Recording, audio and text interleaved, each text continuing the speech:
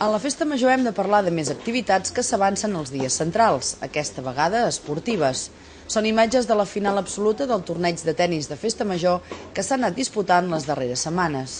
La competició es disputava en les categories de dobles, sots 17, veterans més 50 i masculí.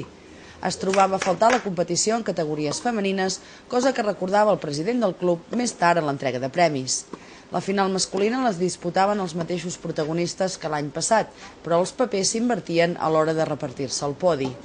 Aquesta vegada l'escalenc Arquillo es desfeia, no sense dificultats de galant, guanyant fàcil el primer set per 6-1, perdent el segon per 4-6, imposant-se en el definitiu per 6-2. En la categoria sots 17 el campió era Oriol Puig, de Granollers, que guanyava la final a Aleix Mas-Joan. En veterans més 50, Jordi Mas guanyava la final a Joan Torrents per un doble 6-1.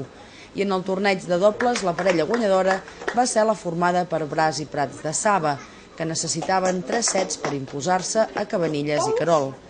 Després de l'entrega de trofeus, els guanyadors es feia la foto per recordar el moment. El bàsquet també és present a totes les festes majors de l'Escala. Enguany, de nou, tornava el torneig 3x3 que es disputa a la Riba. Van participar fins un total de 9 equips que repartien en les categories júnior i sènior. Durant tot el matí es va anar disputant el campionat i les eliminatòries, veient en general un molt bon nivell de joc.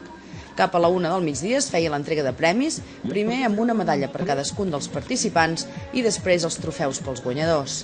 En la categoria júnior la copa era per l'equip Storm, format per en Roger, l'Albert, en Pol i en Toni. I en categoria sènior l'equip guanyador estava format per en Pau, en Martí i l'Oriol. Properament oferirem un resum d'aquestes activitats.